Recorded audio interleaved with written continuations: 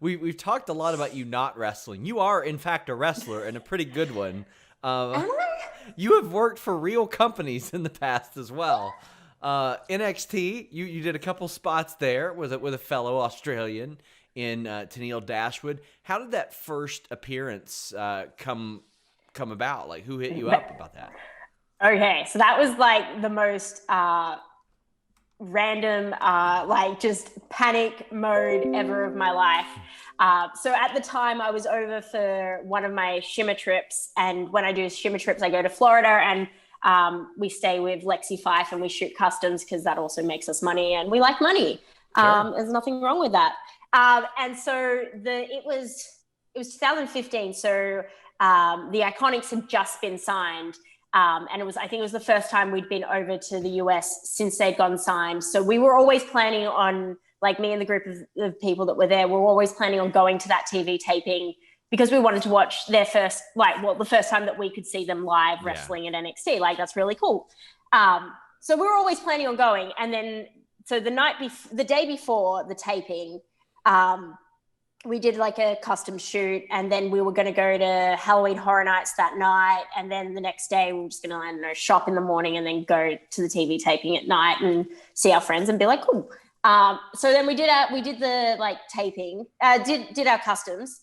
And then Madison Eagles, like, while I was like getting changed, she's like, Lexi needs to talk to you. And I was like, fuck, like, because I swear a lot, literally because I swear a lot. She'd been getting really angry at me because I'd been swearing a lot in front of her very young daughter at the time. And swearing isn't as welcomed in America as it is here. So I was like, she's pulling in to have a talk to me, how she's gonna like dock my pay because I kept swearing. And then anyway, so she pulls me into her room and she's like, okay, so they want you there at 1 p.m. tomorrow. I was like, what? She's like, yeah, they want you at Full Sail at 1 p.m. tomorrow. And I was like, who wants me at tomorrow at 1 p.m.? What are you talking about? She's like, yeah, they want you, Evie, and Kaylee Ray 1 p.m. tomorrow. And I was like, cool. And she's like, so what do you have to wear? I was like, nothing. What are you talking about? Like, I haven't, what? Like, I'm on holiday. I'm like half on holidays. I'm just here hanging out. What do you, like, I was like, I don't know. I think I have a black dress somewhere and maybe some shoes. And then she's like, okay, well, do you have any jewelry? I was like, no, I don't wear jewelry. I don't wear makeup and jewelry. Like, I'm not a girl. Like, so she like opened up her wardrobe and she like went through all her like jackets and jewelry and stuff. And she was like, okay, we can put this with this and this and this. And I was like, cool. And then and I was like, are we still going to Halloween Horror Nights? She's like, yep, we're still going to Halloween Horror Nights in like an hour. And I was like, what do you mean? And so we went to Halloween Horror Nights and we didn't get home till like 3 a.m. because we're like, Lexi is in Tampa, not in Orlando. Yeah. So we get home at like 3 a.m. and then I'm like, well, I've got a tan. So I'm tanning at 3 a.m. and then I have to get up at like freaking, I don't know, like I have to be out the door at like 9 a.m. or something to get to Full Sail by 1 p.m. Still, me, Kaylee, and Evie have no idea, like, what is going on? Just this whole car ride there. We're like, what? Like, is this a rib? Like, why do what do you mean? What's happening? And then I got there and then like, just saying hi to everyone, blah, blah, blah. And like, luckily at this time, there was a lot of like independent girls there and also a lot of Australians because the Iconics were there and Tennille was there, obviously. So like, I actually had like my best friends there. So I was a lot more at ease once I was there because I was like, oh, just in case good. And then I saw Tennille and she's like, yeah, I think it's you and me tonight. And I was like, what? And she's like, yeah, I think they said like that you guys were coming and I asked if I could wrestle you because like, you know, you were my last match before I came here and I thought that would be a really cool story. And I was like, okay, what? And then it just all happened. Like it just happened really fast, all of it. Like, and then it was over and I was like, I don't know what just happened. And then I just went to Wawa because I was like, we were driving back and I was like, there's a fucking Wawa to make today the best day of my life. I need to have Wawa as well. So there's like this photo of me just drinking like a Wawa shake and with my Wawa hoagie and I still have my full like WWE makeup on and I'm in my dress, but I look like a mess and I'm just like, this is the best moment of my life. And that sums it up. I hope that Lexi Fife's young daughter was around when you said there's a fucking Wawa as well. Like that would have been. She probably like, bro, I swear so much in front. Like it's swearing's not like like swearing's not loved in Australia by like the older folk. Yeah. But like my generation, like we just swear. Like words that you guys find offensive, I will just say nonstop, and I have to stop myself from saying them a lot when I like the C word, very commonly used. Yes. Comes out of my mouth a lot. And I have to be very careful about that. It's one of the more reviled America. words here. Like if you say that, you'll get audible gasps. Yes, I know. I'm aware because I've said it. So your second, well, first off, what kind of feedback did you get there? Like, did anybody come up to you and they're like, "Hey, we like what you did. Hey, is that really your gear?" Did anybody say anything to you?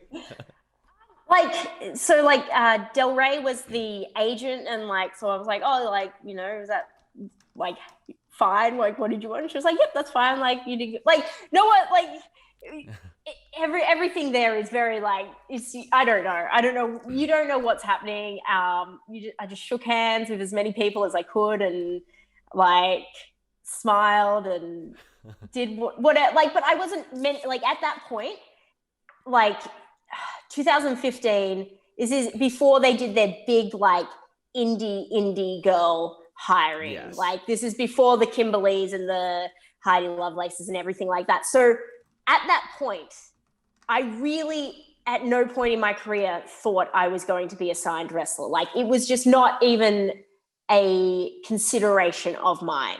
Like at no point had I been like, you know, one day I'm going to make it to WWE.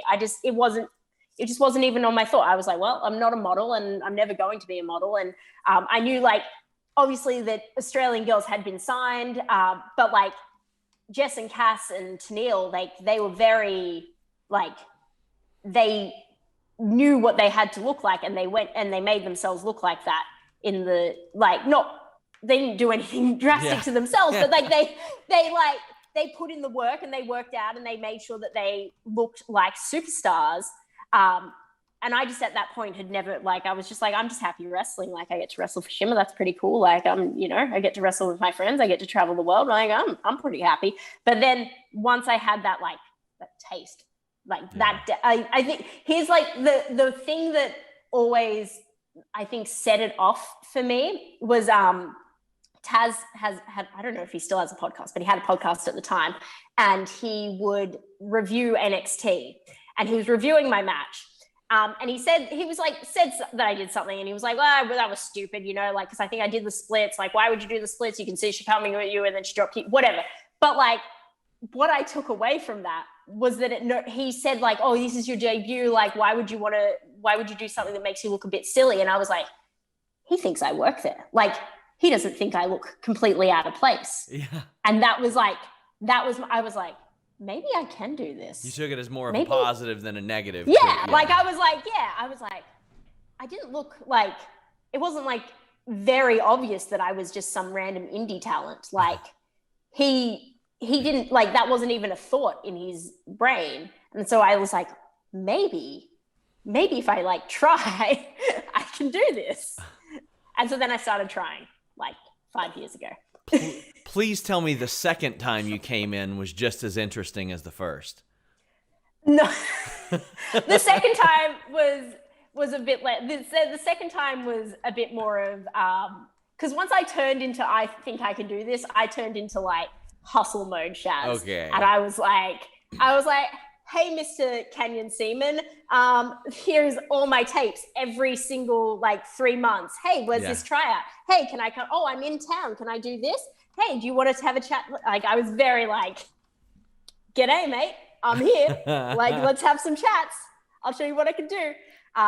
So it was a bit more organized with that. But the second time I did was after WrestleMania weekend, the 2018 WrestleMania weekend, New Orleans. And I got horrifically sick, and I'm pretty sure a lot of people got horrifically sick at WrestleMania weekend. And I specifically, I've never been that sick in my life. Like, I missed WrestleMania because I had tickets to WrestleMania, and I was like, I physically could not leave the house. The WrestleMania flu, people get it every year. Yeah, but this was the worst one I've ever felt in my life. and I specifically got it like I didn't get it during Ring of Honor, but I remember like I was because one of the real things that I wanted to go to was I wanted to go to Ring of Honor, the Ring of Honor.